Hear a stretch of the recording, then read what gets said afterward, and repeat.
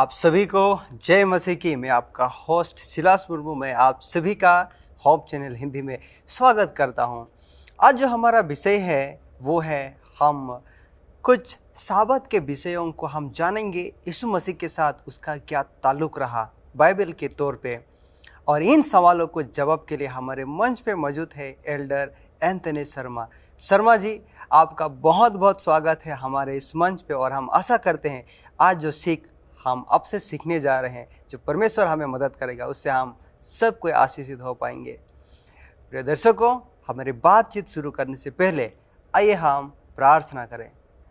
स्वर्गीय पिता परमेश्वर, हम आपके नज़दीक आते हैं, अपने सिरों को झुकाते हैं और आपको धन्यवाद देते हैं। ये जो आपकी बेशुमार प्रेम है, ये जो आपकी कृपा है हमारे जीवन में, वो सच में बहुत ही एक अद्भुत रीति से बनी हुई है। आज जो कुछ हम सीखने जा रहे हैं, आप हमें मदद दे, अगुवाई करें। जो कुछ हम सीखे अपने मन में रख सके और हमारे गलतियों को हम सुधार सकें। छोटी बिनती प्रार्थना यीशु मसीह उद्धारकर्ता के नाम से मांगते हैं, आमीन। शर्मा जी, जैसे हमने बीते श्रृंखला में देखा कि साबत के विषय में या विश्रामवार के विषय में, और आपने बताया कि हमें बाइबल से सिखलाया कि यीशु मसीह पुनरुत्थान होने के बाद भी ये जो साबत है ये पालन किया गया था। उनके ढेर सारे चेले थे, उनमें से जैसे आपने बताया था पौलुस, उन्होंने भी इन शिक्षाओं को माना। लेकिन आज बहुत मसीह लोग ऐसा सोचते हैं कि यीशु मसीह का उनका मारा जाना या गाड़ा जाना और पुनरुत्थान होना, आज ये बाइबल हमें क्या चीज़ में इशारा करता है? ये जो यीशु मसीह का मरा होना और गड़ा जाना और जीवित होना हमें क्या बताता है? अच्छी बात, जैसे हम सीखते आए थे अपना पढ़ाई में जी, पहला चीज बाइबल के वचन में से पढ़ने से पहले ये बतलाना चाहता हूँ, यीशु मसीह का जो जी उठना कब्र में से जी, किसी भी जगह पर परमेश्वर के वचन में नहीं लिखा है कि यीशु मसीह एतवार के दिन यानी कि सप्ताह के पहला दिन जी उठा है और प्रभु का विश्राम दिन बदल गया। किसी भी जगह पर नहीं। और ठीक है, बाइबल हम लोगों को यीशु मसीह के रिजरेक्शन के विषय में समझाते हैं, और जिसका चर्चा book of Romans chapter 6 verse 3 में दिया गया, और यह है, क्या तुम नहीं जानते कि हम जितनों ने मसीह यीशु का बपतिस्मा लिया तो उसकी मृत्यु का बपतिस्मा लिया। ये बहुत ही खूबसूरत है। सो उस मृत्यु का बपतिस्मा पाने से हम उसके साथ गाड़े गए, ताकि जैसे मसीह पिता की महिमा के द्वारा मरे हुए में से जिलाया गया, वैसे ही हम भी नए जीवन की सी चाल चले। बहुत खूबसूरत। तो ये वचन कहते हैं कि हम लोगों का जो बपतिस्मा का जो रिश्ता है यीशु मसीह के जो मृत्यु के साथ जुटा हुआ। लेकिन आज एक कॉमन थॉट आज पीपल लोग के माइंड में ऐसे चला गया, जहां पे कहते यीशु मसीह रिजरेक्शन हुआ है, इसलिए हम उस दिन जाते हैं आराधना करने के लिए। हम आराधना किसी भी दिन कर सकते, लेकिन जब सवाल उठता परमेश्वर का विश्राम दिन जी, जो प्रभु ने कह दिया वही है। बिल्कुल, बहुत खूबसूरत आपने इस बात को बताया। तो ये हम कुछ और थोड़ा नए नियम में जाना चाहते हैं, और ये बात तो आपने सही कहा, मैं सहमत हूँ। जो इन बातों को आपने लिया वो हम समझ सकते हैं कि यीशु मसीह का मृतकों में से जी उठना वो हमारा बपतिस्म को दर्शाता है। हमारा अगला एक सवाल हो रहा है कि क्या नया नियम में साबत दिन को समाप्त किया गया था? आप समझ पाए होंगे कि मैं क्या पूछना चाह रहा हूँ। जी हाँ, अब तक तो हम सीखते आए कि साबत का दिन तो समाप्त नहीं हुआ और ना हो सकेगा, क्योंकि हमने ये सीखा था जी, कि आने वाला राज में भी प्रभु का विश्राम दिन रहेगा।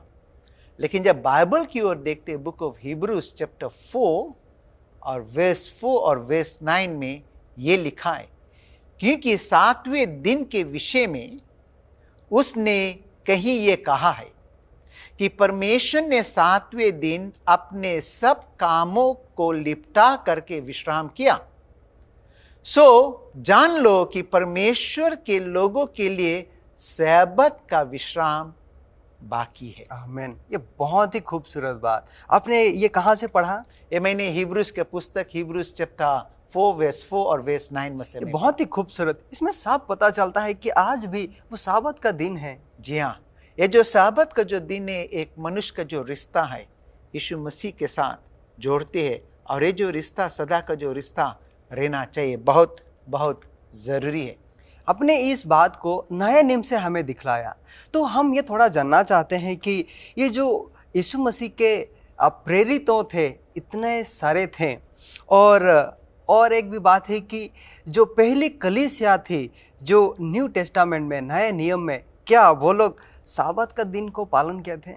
ये भी बहुत सुंदर सा प्रश्न आप किए, क्योंकि हम लोगों का जो उदाहरण, जो कुछ भी हम लोग अपना ज़िंदगी में करते हैं मसीह ज़िंदगी में, और मसीह ज़िंदगी में उन्नति करने के लिए बाइबल से बाहर हम लोगों को नहीं जाना है। बिल्कुल, हम लोगों को बाइबल ही में रहना है और उसी को पालन करना, जो कुछ परमेश्वर के वचन हम लोगों को बतलाता है। तो वो इसलिए कि अगर हम बाइबल से बाहर जाते हैं तो हमें अन्य शिक्षा हमें मिलता है। जी हाँ, अन्य शिक्षा मिलता, और हमारा जो सोच, हमारा जो विचार, हमारा जो विश्वास है वो परंपरा की ओर चले जाते। बिल्कुल, मनुष्य जो कुछ सोचते, लेकिन हम लोगों को प्रभु के वचन को देखना। चलती है जब हम परमेश्वर के जो एली चर्च, जो शुरू में जो कलीसिया वगैरह थे, यीशु के जाने के बाद जो अपोस्तल लोगों जो कलीसिया खड़ा किया, बाइबल कहते हैं पौलुस के विषय में book of Acts chapter 17 verse 2 में, और पौलुस अपने रीति के अनुसार उनके पास गए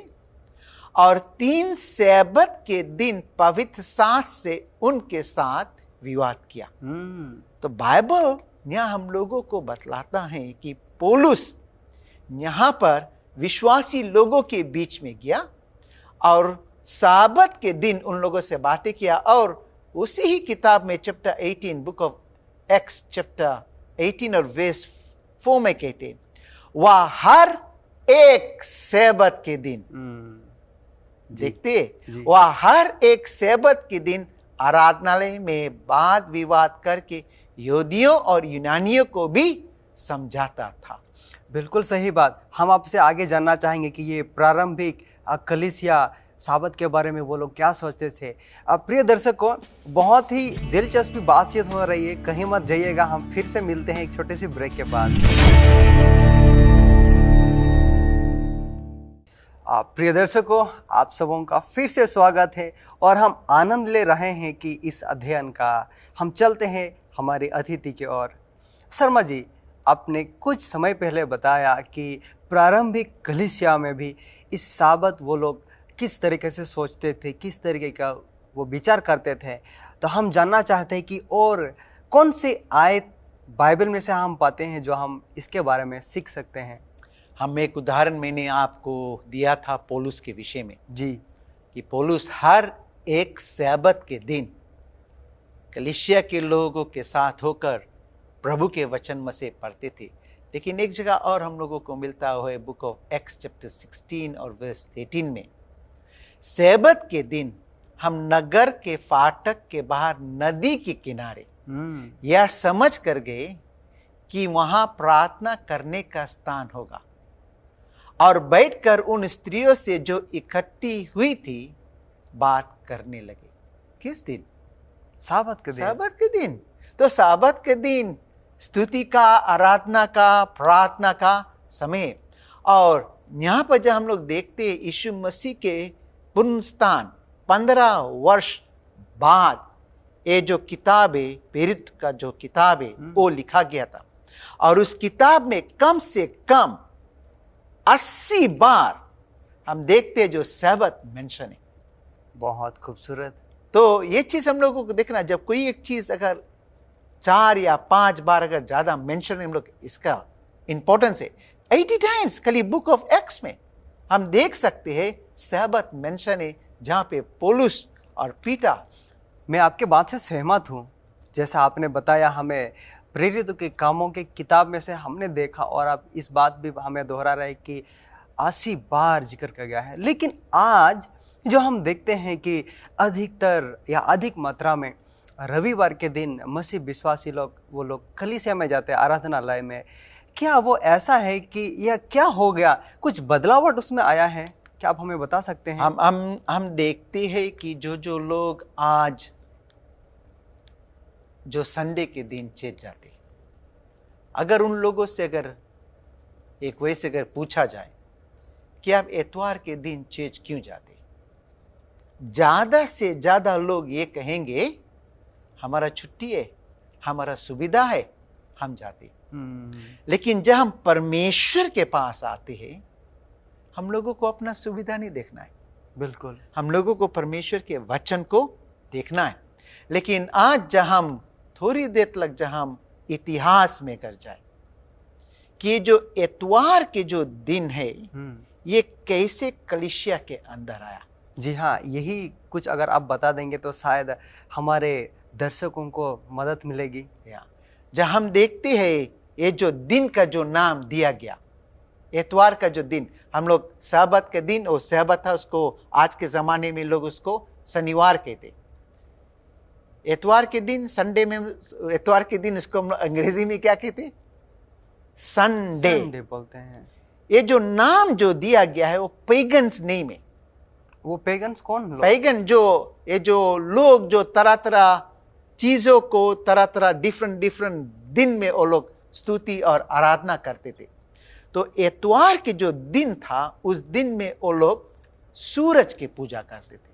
संडे, सूरज का जो दिन, रोम के समय में। तो क्या हुआ, उस समय एक जो एम्परा था, एम्परा का जो नाम था कॉन्स्टेंटाइन।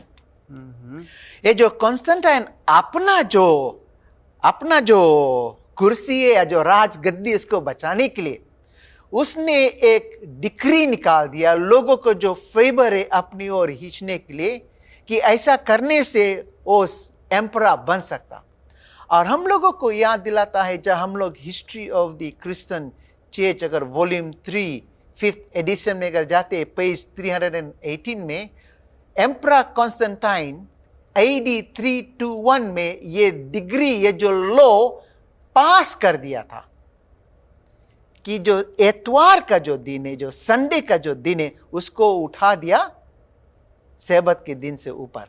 और उसने कहा on the venerable day of the sun, बोले let the magistrate and people residing in the cities rest and let all workshop be close. अच्छा, इसका मतलब यह है कि उस दिन को सम्मानित किया जाए, और उस दिन में यानी कि रविवार के दिन को सम्मानित किया जाए और सारे तरह तरह का काम को बंद कर दिया जाए। जी हाँ, उसने वो पहला फर्स्ट जो डिक्री है, मतलब उन्होंने जारी की, या जारी वही किया। फिर जब हम लोग आगे इतिहास में जब हम लोग जाते बहुत कुछ हम लोग देख सकते हैं। लेकिन एक जगह और हम लोग आते हैं, ये जो रोमन कैथोलिक है, उन लोगों से जब प्रश्न किया जाता, उन लोगों से सवाल किया गया, और उन लोगों से सवाल किया गया कि विच डे, किस दिन प्रभु का विश्राम दिन है, तो वो लोग कहता है कि परमेश्वर का विश्राम दिन शनिवार का दिन, मतलब साबत का दिन। हाँ, साबत का दिन। तो उन लोगों से एक और एक सवाल किया गया, Why do we observe Sunday instead of Saturday? यानी कि क्यों हम रविवार के दिन को पालन करते हैं शनिवार को छोड़ के, साबत के दिन को छोड़ के। वो लोग कहते हैं, उन लोगों की किताब में दी कन्वर्ट कैटेकिज्म ऑफ कैथोलिक चर्च में ये मेंशन है 1957 एडिशन में। इसको मैं अंग्रेजी में पढ़ना चाहता हूँ, बिल्कुल, ठीक है। वो लोग आंसर दिया, we observe Sunday instead of Saturday because the Catholic church in the council of Laodicea transferred the day from Saturday to Sunday. जी, इसका मतलब आपने ये बताया कि हम लोग इसीलिए साबत के बदले में हम लोग रविवार पालन करते हैं, क्योंकि जो अथॉरिटी है, जो बड़े लोग हैं, जो अधिकार में बैठे हैं, वो लोग इस दिन को बदला दिया है। जी हाँ, वो लोग बदलने वाला इंसान है, बदलने वाला परमेश्वर नहीं है। वो लोग खुद कहते कि अगर आप बाइबल शुरुआत से आखिरी तक अगर पढ़ते जाएंगे, किसी भी जगह पर आप लोगों को कोई एक जगह पर नहीं मिलेगा कि प्रभु का जो विश्राम दिन है वो बदला गया। मैं सहमत हूँ। दुख की बात यह है आज शिलाश कि आज बहुत से जो लोग हैं परमेश्वर के वचन हाथों में लेता है, प्रभु के वचन को पढ़ता है, लेकिन जब वचन कहता है कि बदलावट करना चाहिए, कि आप अभी भी सच्चाई को नहीं पालन करते, आप अभी भी सच्चाई से बाहर है, और जब परमेश्वर इन लोगों को सच्चाई दिखलाता है, ये लोग सच्चाई में आना नहीं चाहते। क्यों नहीं आना चाहते? क्योंकि ये लोगों का मन उसमें हो गया। आपके इन विचारों के लिए मैं बहुत आशीषित हूँ। बहुत गहरे तरीके से आप इन बातों को हमें बताया। प्रिय दर्शकों, आप यहाँ पे देखा कि ये जो साबत का दिन यानी शनिवार या 7वां दिन जो है वो कैसे बदल दिया गया है रविवार के दिन में। ये जो आज हमारे बीच में अतिथि ने हमें बताया कि, और आपने सब तरीके से सुना, और कुछ बातें हैं जो आगे में चल के हम लोग सीखेंगे। हमारे साथ बने रहिएगा। मिलते हैं एक छोटी सी ब्रेक के बाद। प्रिय दर्शकों, आप तमामों का फिर से स्वागत है। और हमने देखा कि कुछ समय पहले ये जो कैथोलिक का जो सिद्धांत है उनको 2 सवाल किया गया था और 2 सवालों का जवाब उन्होंने दिया। और ये जो लाउदीसिया का जो समिति है वो उन्होंने इस बात को कहा कि हम इस दिन को इसलिए पालन करते हैं क्योंकि बदल दिया गया है। और आगे में हम बहुत कुछ सीखेंगे, जानेंगे। हम आते हैं अतिथि के पास। शर्मा जी, ये अगर कि रविवार हमारा बाइबल का हिस्सा नहीं है तो ये क्या दर्शाता है? अच्छी बात आपने तो जो बात कहा कि रविवार बाइबल का, उसका जो रिश्ता प्रभु के विश्राम दिन से नहीं है। परमेश्वर का विश्राम दिन शनिवार का दिन है, बिल्कुल ठीक, वो प्रभु के वचन के अनुसार। लेकिन जब हम धर्मशास्त्र में चलते हैं, बुक ऑफ मार्क चैप्टर 7 और वर्स 7 से वर्स 9, इसको मैं चाहता हूं कि हमारे जितने भी सुनने वाले इसको ध्यान से सुने, क्योंकि बहुत सुंदर तरीका से मार्क हम लोगों के बतलाता। और ये व्यर्थ मेरी उपासना करते, किसके विषय में? लोगों के विषय में बातें करते, जी जी, जो प्रभु प्रभु के नाम लेते। ये व्यर्थ मेरी उपासना करते क्योंकि मनुष्यों की आज्ञा को धर्म परदेश करके सिखाते हैं। बिल्कुल। क्योंकि तुम परमेश्वर की आज्ञा को टालकर मनुष्यों की रीतियों को मानते हो। और उसने उनसे कहा, तुम अपनी रीतियों को मानने के लिए परमेश्वर की आज्ञा कैसी अच्छी तरह से टाल देते हैं। बिल्कुल। तो आज इस दुनिया में और बहुत से ऐसे कलीसिया में प्रभु के वचन है, प्रचार करते, लेकिन इस वचन के ऊपर जानते क्या थे? परंपरा, मनुष्य की रीति रिवाज। बिल्कुल। और ये जो इतवार का जो आराधना और स्तुति का जो दिन जो ठहरा दिया गया, परमेश्वर के वचन में नहीं है, लेकिन ये मनुष्य की रीति रिवाज परंपरा आ गया। बिल्कुल, आपके बातों से मैं सहमत हूँ। तो अब परमेश्वर क्या सोचता है उन लोगों को बारे में? उनका परमेश्वर का विचार क्या है जो लोग इस साबत का दिन को नज़रअंदाज करते हैं? बाइबल हमें क्या बताता है? बाइबल तो हम लोगों को बहुत ही सुंदर तरीका से इसके विषय में बतलाता है। बुक ऑफ इज़िकल के पुस्तक में, इज़िकल चैप्टर 22 और वर्स 26 और वर्स 31 में, उसके याजकों ने मेरी व्यवस्था का अर्थ खींच खींच कर लगाया है और मेरी पवित्र वस्तुओं को अपवित्र किया है।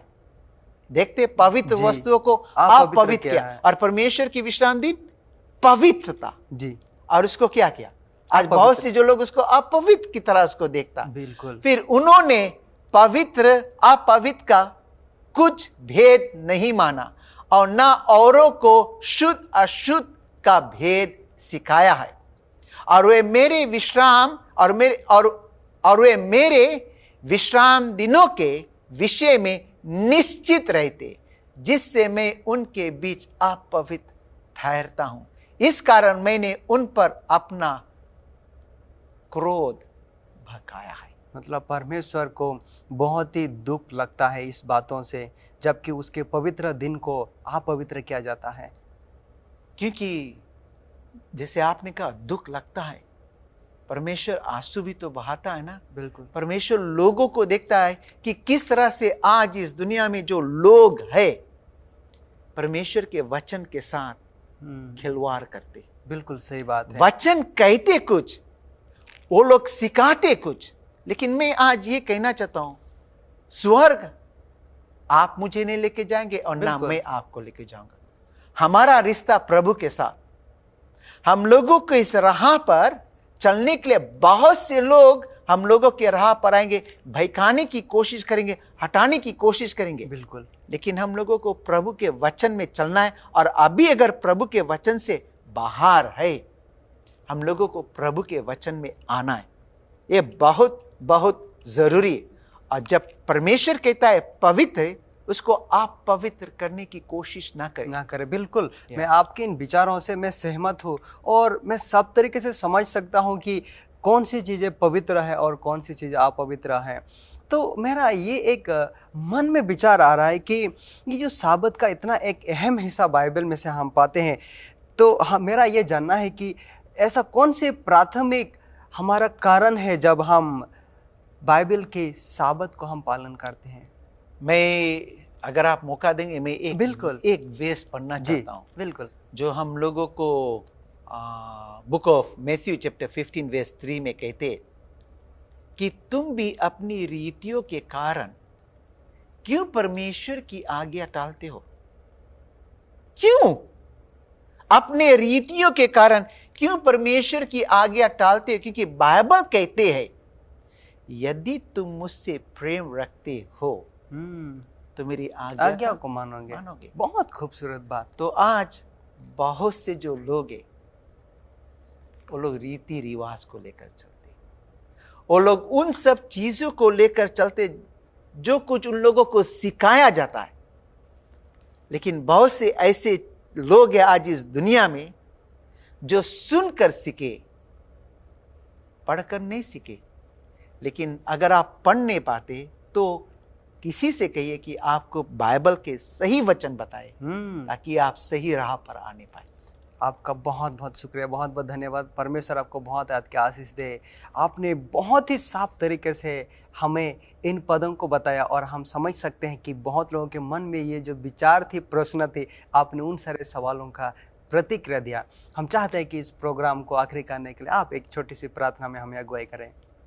प्रभु जी, आपने हम लोगों को अपना वचन में से ये दिखला दिया कि आपका विश्राम दिन सही है, और हम लोगों को अपना ज़िंदगी में रीति रिवाज, परंपरा, इंसान को खुशी करने के लिए कोई एक चीज़ ना करना है, लेकिन जो तेरा वचन कहता है वो प्रभु तो मदद करना कि जैसे आपका सही विश्राम दिन, शनिवार का दिन जो साबत का दिन है, उसको पालन करे प्रभु, क्योंकि हमने उसको सीखा है, सुना है, और तेरे वचन कहता है।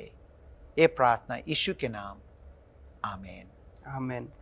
प्रिय दर्शकों, हमने देखा कि अगर हम बाइबल के किसी भी पन्नों को या किसी भी सिद्धांतों को हमें जानना है, तो हमें परमेश्वर के पास जाना है, मनुष्य के पास नहीं, क्योंकि ये पवित्र ग्रंथ बाइबल हमें सारे सवालों का हमें जवाब देता है। फिर भी आपके मन में सवाल हैं तो कमेंट सेक्शन में जाके आप लिख सकते हैं, हम आपका प्रश्नों का प्रतिक्रिया देंगे। परमेश्वर आप सभी को बहुत के आशीष दे। और हाँ, अगर आप हमारे संदेश पहली बार देख रहे हैं तो हमारे होप चैनल हिंदी को सब्सक्राइब करना ना भूलिएगा, और ये संदेश को उन लोगों तक पहुंचाइए जिन लोगों के मन में अभी भी प्रश्न है।